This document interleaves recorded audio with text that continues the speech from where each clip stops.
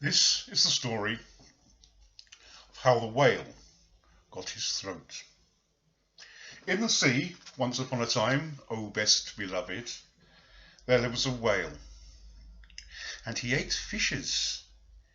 He ate the starfish and the garfish, and the crab and the dab, and the plaice and the dace, and the skate and his mate, and the mackerel and the pickerel, and the really, truly, twirly, whirly eel. All the fishes he could find in all the sea, he ate with his mouth, like so. Till at last there was only one small fish left in all the sea, and he was a small 'stute fish. And he said in a small 'stute voice, "Noble and generous cetacean, have you ever tasted man?" "No," said the whale. "What's it like?" "Nice," said the small 'stute fish. "Nice, but nubbly." "Then fetch me some," said the whale, and he made the sea froth up with his tail.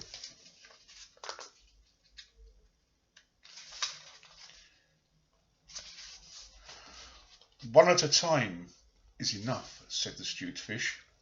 "If you swim to latitude 50 north and longitude 40 west, that's magic, you'll find sitting on the raft in the middle of the sea with nothing on but a pair of blue canvas breeches and a pair of suspenders, and you must not forget the suspenders, O best beloved, and a jackknife, one shipwrecked mariner, who, it is only fair to tell you, is a man of infinite resourcefulness and sagacity."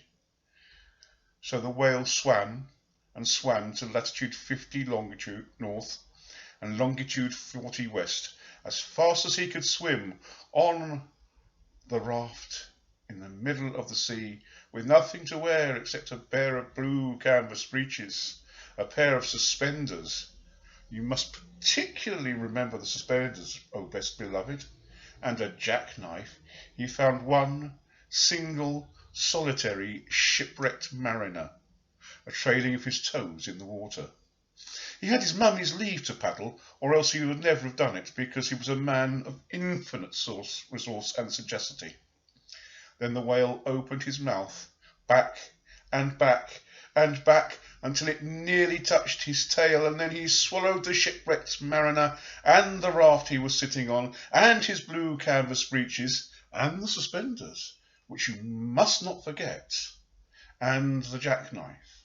He swallowed them down all into his warm, dark inside cupboards, and then he smacked his lips and turned round 3 times on his tail. But as soon as the mariner, who was a man of infinite resource and sagacity, found himself truly inside the whale's dark inside cupboards, he stumped, and he jumped, and he thumped, and he bumped, and he pranced, and he danced, and he banged, and he clanged, and he hit, and he bit, and he leaped, and he creeped, and he prowled, and he howled, and he hopped, and he dropped, and he cried, and he sighed, he crawled, and he bawled, and he stepped, and he leapt, and he danced hornpipes where he shouldn't, and the whale felt most unhappy. "Have you forgotten the suspenders?"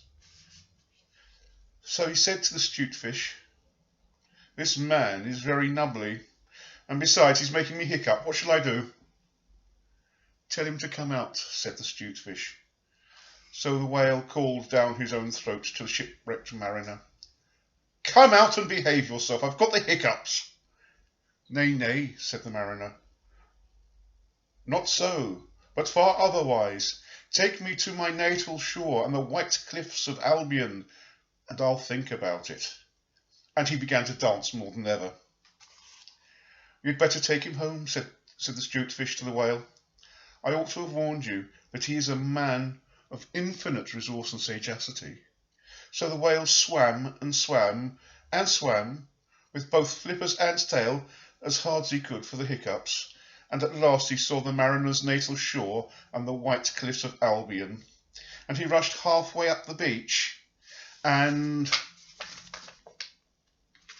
opened his mouth wide and wide and wide and said, "Change here for Winchester, Ashelot, Nalshire, Keene, and stations on the Fitchburg Road."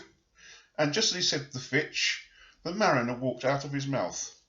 But while the whale had been swimming, the mariner, who was indeed a man of infinite resource and sagacity, had taken his jackknife and cut up the raft into a little square grating, all running crisscross, and he had tied it firm with his suspenders.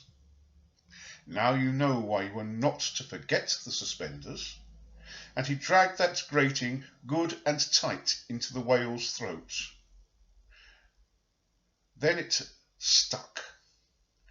Then he recited the following sloka, which, as you have not heard it, I will now proceed to relate. By a means of a grating, I have stopped your eating. For the mariner, he was also an Hibernian. And he stepped out onto the shingle and went home to his mother, who had given him leave to trail his toes in the water. And he married and lived happily ever afterwards. And so did the whale. But from that day on, the grating in his throat, which he could neither cough up nor swallow down, prevented him from eating anything except very, very small fish. And that's the reason why whales never these days eat men or boys or little girls. The small stute fish went and hid himself in the mud under the door-sills of the equator. He was afraid the whale might be angry with him. And the sailor took the jackknife home.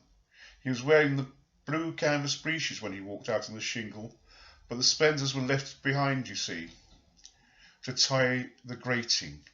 And that is the end of that tale.